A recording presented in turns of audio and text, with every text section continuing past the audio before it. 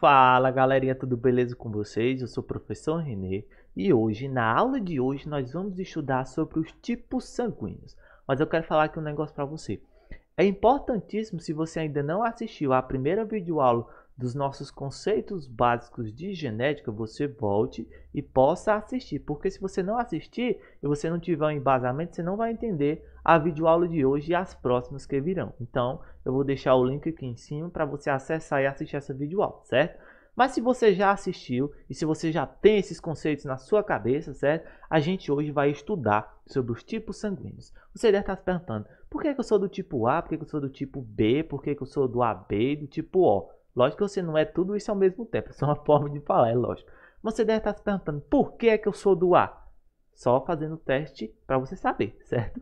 Mas hoje você vai entender como cada tipo sanguíneo é determinado e como é que ele acontece dentro do seu sangue. Então, se você está curioso para entender, se você está curioso para compreender finalmente como é esse negócio de tipo sanguíneo, você está no lugar certo. Então, já clica no gostei, se inscreve no canal e compartilha com seus amigos. Então, vamos para a nossa videoaula.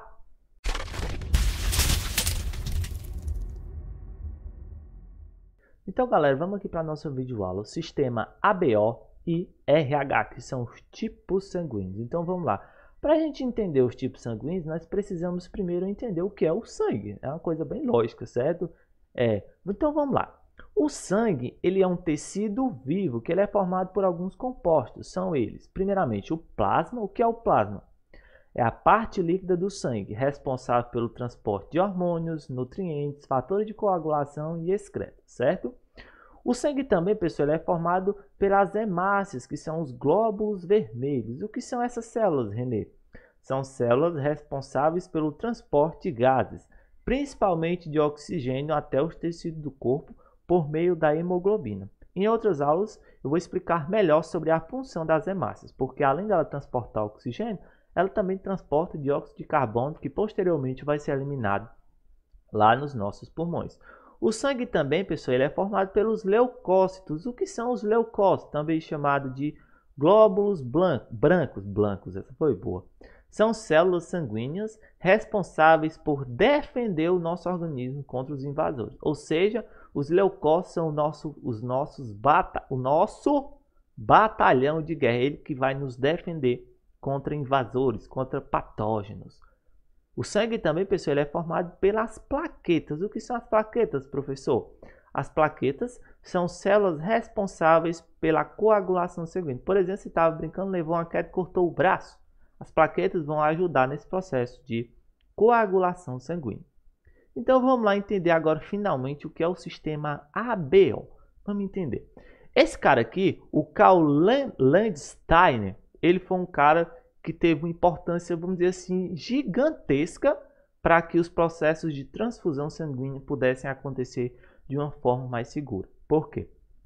Antes desse cara aqui chegar ao experimento dele, fazer esse experimento que ele fez e chegar ao resultado do sistema, que existia diferentes tipos sanguíneos, muitas vezes eles transferiam sangue para as pessoas. Algumas pessoas sobreviviam, tô de boa. Enquanto outras pessoas, acontecia essa transfusão de sangue para elas e elas morriam, batiam as botas e eles ficavam intrigados. Por que algumas pessoas morrem?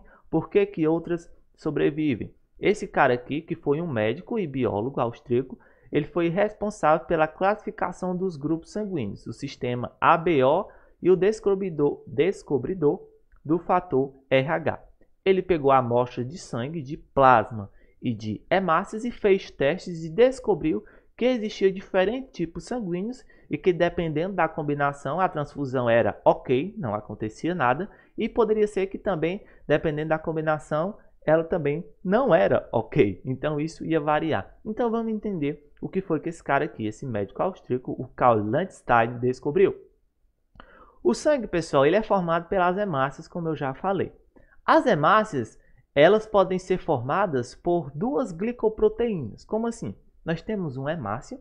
Nessa hemácia, pessoal, pode acontecer a presença de duas proteínas distintas. A proteína A, a glicoproteína. Professor, o que é uma glicoproteína? É uma associação de um glicídio, que é um carboidrato, com uma proteína, certo? Aí nós temos a proteína A e a proteína B, ou se você preferir, glicoproteína. Então o que ele observou? Que as hemácias poderiam possuir dois tipos de glicoproteínas, a glicoproteína A e a glicoproteína B. Professor, onde é que essa glicoproteína fica na hemácia? Fica na membrana da hemácia, ou seja, na parte externa da hemácia. Então, professor, você quer dizer que o sangue que possui hemácias com a glicoproteína A, ele é A, e a que possui a glicoproteína B, ele é B? Exatamente, você está certo. Professor, mas eu já ouvi em um lugar falando sobre aglutinogênios. Os aglutinogênios, pessoal, é o nome dado a essas glicoproteínas. Então, de uma forma mais básica, o sangue que possui nas suas hemácias a glicoproteína A, essa proteína A, ele é do tipo A. Se ele possui somente a glicoproteína B, ele é do tipo B. E se ele possui tanto a A quanto a B nessa membrana da hemácia, adivinha o que ele é? Ele é AB. Professor, e se ele não tiver nem A nem B, ele é? Adivinha, adivinha, adivinha? Ó, muito bem, vamos entender melhor como é que acontece esse processo. Características que definem o tipo sanguíneo. Nós temos os tipos sanguíneos A, B, AB e O. O tipo de hemácia, aqui nós temos as hemácias, certo? 4 tipos de hemácia.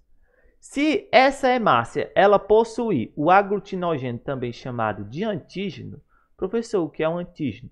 Antígeno é uma proteína, é o outro nome dado aos aglutinogênios. Lembre-se, aglutinogênio é uma proteína, também chamada de glicoproteína, que fica presente, observe, na membrana da hemácia. Então, observe, se essa hemácia ela tem um antígeno A, o sangue é do tipo A.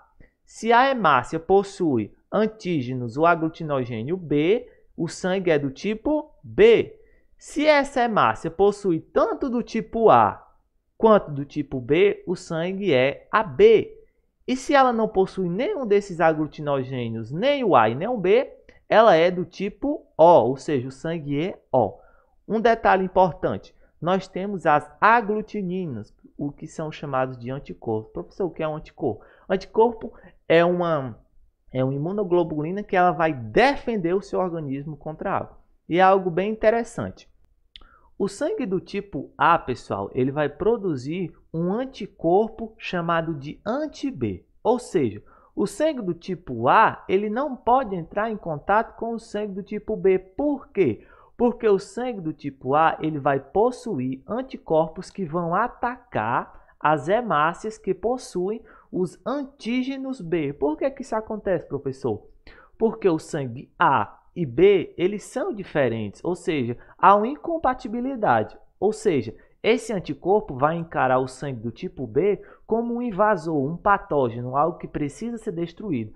Por isso que, por exemplo, se eu sou do tipo A e vou receber sangue de você que é do tipo B, isso vai dar muito errado. Por quê? No meu sangue, eu vou possuir um anticorpo anti-B, ou seja, eu vou destruir as hemácias do doador, que é do tipo B, beleza?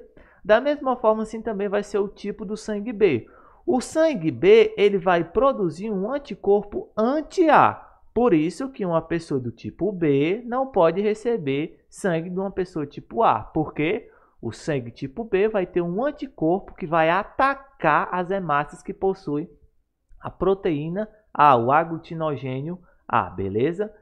Um detalhe importante, o sangue do tipo AB, ele não vai possuir nenhum tipo de anticorpo, nem o A e nem o B. Por quê, professor?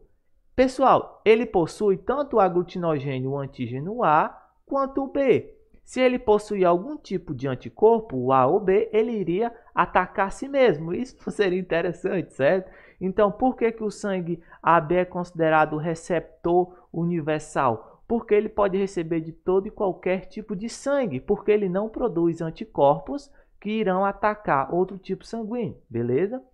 O contrário a gente vai encontrar no tipo sanguíneo O. Por quê? Apesar dele não ter antígenos, o A e o B, ele vai ter os dois anticorpos, tanto o anti-A quanto o anti-B. Então, por isso que o tipo sanguíneo O só pode receber dele mesmo. Por que eu não posso, do tipo A, doar para uma pessoa do tipo O? Pelo simples fato que eu, sendo do A, doar o meu sangue que possui a proteína A para uma pessoa que tem o tipo sanguíneo O, ele vai atacar, esse sangue vai atacar o meu sangue, as minhas hemácias e destruí-las. Por quê? Ele possui no seu sangue o anticorpo anti-A. Então, por esse motivo, o O ele só pode receber de O. Porém, ele é o doador universal. Por que ele é o doador universal?